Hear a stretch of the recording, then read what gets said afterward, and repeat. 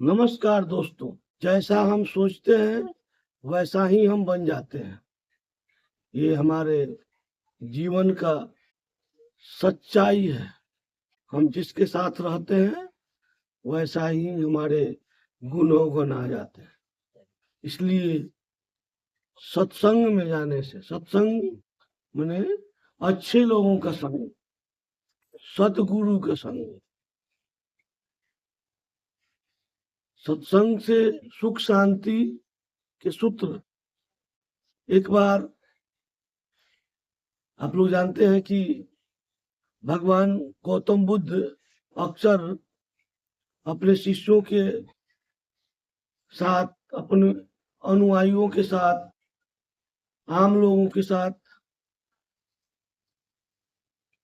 उपदेश दिया करते थे। अपने उपदेशों में वे अक्सर लोगों के सच्चाइयों के मार्ग पर चलने के लिए प्रेरित करते रहते थे। वे सबको सच्चाई पर चलने के लिए, सद्बुद्धि से काम करने के लिए बताते रहते थे। उन्हें यह बताते थे कि सुख और शांति से भरा जीवन कैसा होता है, कैसे जिया जाए सुख शांति से। वो अपने उपदेशों में इन बिंदुओं पर हमेशा प्रकाश डालते रहते। उनके इस उपदेश को लोगों के जीवन पर बड़ा गहरा प्रभाव पड़ता था। लोग भी उनके बताए हुए मार्ग पर चलने के लिए तैयार रहते थे। उनका कल्याण भी होता था। उन्हें जीवन में सुख शांति मिलती थी।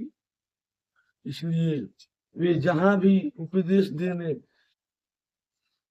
पहुंचते थे, वहां काफी संख्या में लोगों की भीड़ बढ़ जाती थी।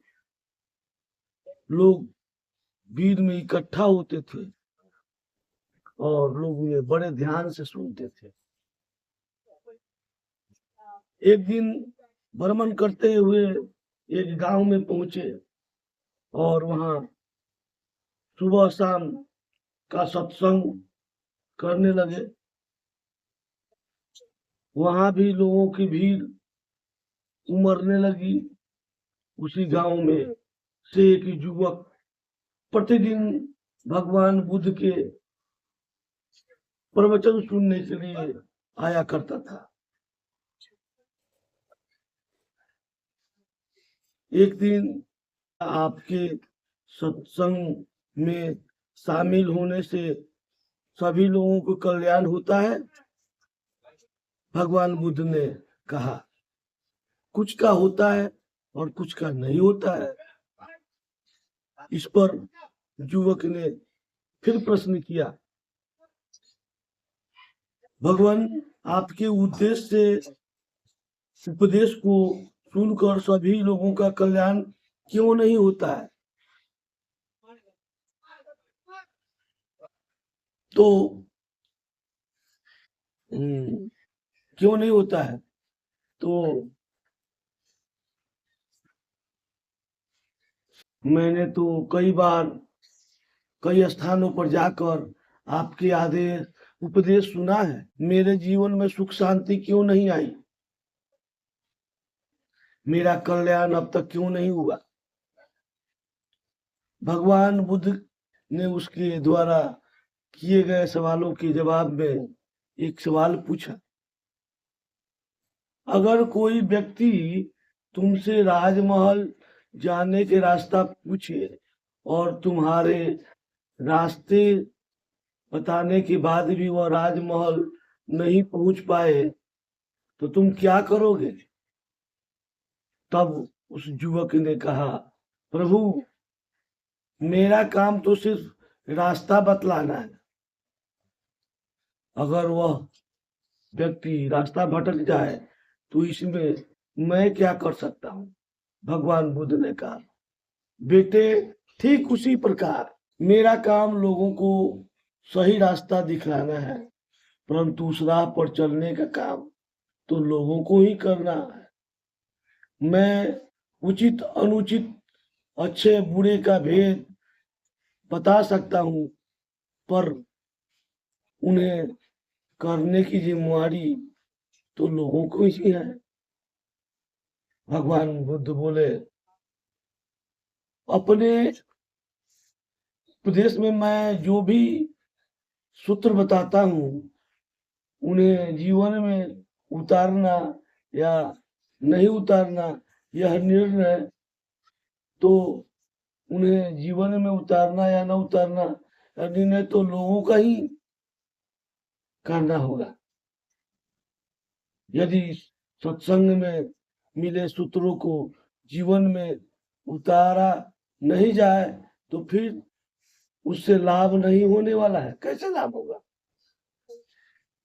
पर हाँ, जो लोग उपदेश में, सत्संग में मिले ज्ञान को, सूत्रों को अपने जीवन में शामिल कर लेते हैं,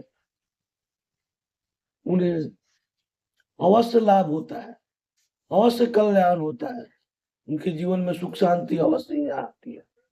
पर जो लोग उन सूत्रों को अपने जीवन में नहीं उतारते, उन्हें हमेशा दुख का सामना करना पड़ता है। इस पर युवक ने कहा, महात्मा, आपके उपदेश सुनने के बाद मैं अपने गृहस्थ जीवन में पालन करने के प्रयास तो करता हूँ, पर वैसा सदाचार नहीं कर पाता जैसा आपके सत्संग सुनकर जाता हूँ। मैं उसे पालन करने का प्रयास करता हूँ, पर नहीं हो पाता है। फिर इसमें मेरा क्या दोष? फिर बताइए मैं क्या करूं? भगवान बुद्ध मुस्कुराते हुए कहा, बेटे, यदि तुम प्रयास सच्चे मन से सही दिशा में हो तो उसमें सफलता अवश्य मिलेगी। आधे अधूरे मन से किए गया प्रयास निष्फल ही होते हैं। भगवान बुद्ध ने उस युवक को एक बांस का टोकरी देते हुए कहा, जाकर इसमें पानी भरो, नदी से जल भर के लाओ। भले ही पूरा जल भर न सके, भगवान बुद्ध ने कहा, भले ही जल भर नहीं सके, पर तुम्हारा अपना प्रयास जारी रखो।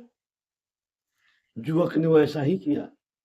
युवक प्रतिदिन टोकरी में जल भरने का प्रयास करता रहा, पर हर बार असफल रहा। कुछ दिनों के बाद भगवान बुद्ध ने पूछा, इतने दिनों से टोकरी में लगातार जल डालने से टोकरी में जल भर रहा है? तो युवक ने कहा, नहीं महात्मा, जल तो नहीं भर रहा है, लेकिन टोकरी साफ हो गई है। कोई फर्क पड़ा है? फर्क तो नहीं आ रहा है। पर युवक ने कहा कि प्रभु, एक तरफ जरूर नजर आया है। पहले टोकरी के साथ मिट्टी जमा होती थी, अब साफ दिखाई देने लगा है, कोई गंदगी नहीं दिखाई पड़ती है। उस टोकरी के छेद पहले जैसे बड़े नहीं है, ये छेद बहुत छोटे हो गए हैं। भगवान बुद्ध ने समझाया, यदि इसी तरह से उस बांस की टोकरी को पानी में निरंतर डालते रहने से कुछ दिनों में छेद फूलकर बंद हो जाएंगे और टोकरी में पानी भर पाओगे।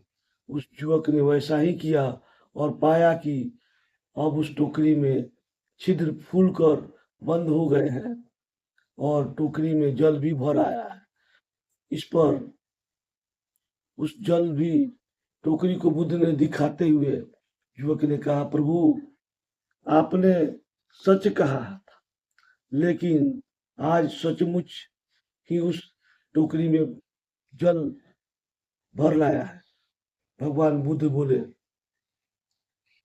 बेटे, इसी तरह से निरंतर सत्संग करते हैं और सत्संग में मिले ज्ञान के सूत्रों को अपने जीवन में उतारने का प्रयास करते हैं, तो लगातार प्रयास करते हैं तो एक दिन उसमें अवश्य ही सफल होते हैं।